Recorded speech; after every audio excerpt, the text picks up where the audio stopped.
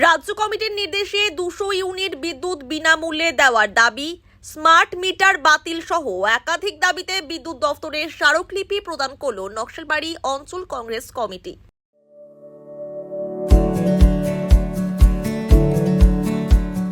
Pampered, not just a hospital, but a mother. New life fertility centre আধুনিক চিকিৎসা ও বিশেষজ্ঞদের সহায়তায় আপনার স্বপ্ন পূরণ করতে প্রস্তুত। নতুন জীবনের স্বপ্ন সত্যি করতে আজই যোগাযোগ করুন। নতুন জীবনের সূচনা এখানেই।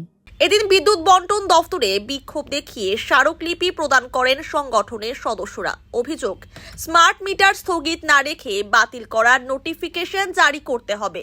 বিভিন্ন এলাকায় 3 ফেজ কানেকশন করার পাশাপাশি মোবাইল ভ্যানে কর্মী বাড়ানোর দাবি জানানো হয়েছে বলে জানান কংগ্রেস নেতা অমিতাভ সরকার। আমরা আজকে স্মারকলিপি দিলাম এই ব্যাপারে যে ভারতের জাতীয় কংগ্রেসের পক্ষে আমরা আজকে chief engineer west Bengal state electricity development corporation limited through station manager Naxalbari customer কেয়ারকে আমরা থানায় এই অফিসে আমরা আজকে এই স্মারকলিপি দিলাম।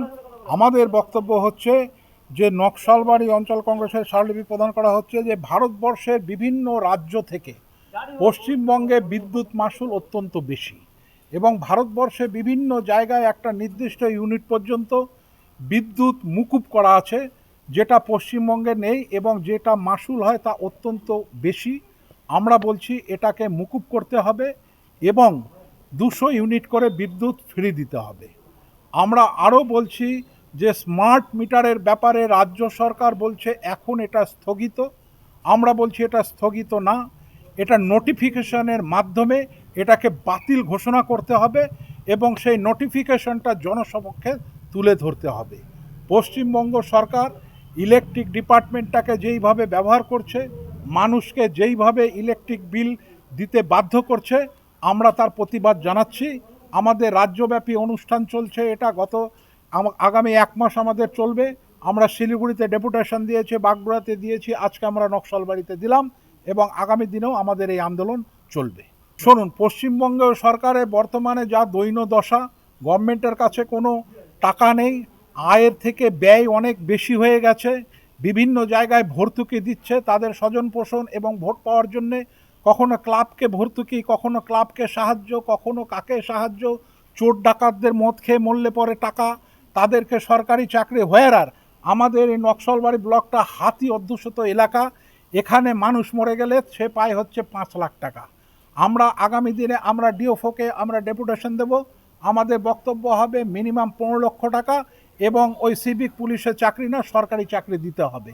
আমরা ধিক্কার জানাই পশ্চিমবঙ্গ সরকারকে যে যারা এইভাবে মানুষের সাথে গত 11 বছর ধরে ছলচাতুরি করছে। অন্যদিকে গোটা বিষয়টি ঊর্ধ্বতন কর্তৃপক্ষের সঙ্গে আলোচনা করা হবে বলে জানান নকশালবাড়ি বিদ্যুৎ দফতরের স্টেশন ম্যানেজার তরুণ কুমার বসাক। আমাদের পদক্ষেপ মানে হচ্ছে অ্যাকচুয়ালি এগুলো সমস্ত আপনার কোম্পানির পলিসি ম্যাটার। আমরা তো শুধু সার্ভিস করি। এবার যারা নীতি নির্ধারণ করেন, আমি এই স্মারকলিপির সাথে নিজস্ব চিন্তাভাবনা মতামত জানিয়ে আমি আমার হায়ার অথরিটি এবং হায়েস্ট অথরিটিকে জানাবো, এটা পাঠিয়ে দেবো আমি। আশা করি তারা নিশ্চয়ই চিন্তাভাবনা করবেন এবং বিভিন্ন এরপরে যে টপ লেভেলগুলো আছে গভর্নমেন্টের সাথে যে লিয়াজোটা যারা মেনটেন করেন, অর্থাৎ আমার হেডকোয়ার্টার্স বিদ্যুৎ ভবন থেকে, তারা বিষয়গুলো নিয়ে আলোচনা করবেন যে কীভাবে এটাকে আরও বেটার সার্ভিস দেওয়া যায় বা যে দাবি দেওয়াগুলো আছে সেটাকে কতখানি মানা যায়, কীভাবে প্রকিওর করা যায় বিভিন্ন জিনিস, এইগুলো নিয়ে তারা আলোচনা করবেন এবং হয়তো আমি একসময় জানতেও পারবো, আমাকে জানাবেন যে আমরা এই সিদ্ধান্ত নিচ্ছি। সেটা আমরা খবরের কাগজ বা বিভিন্ন রকম মিডিয়া মাধ্যমেই আমরা হয়তো জানতে পারবো।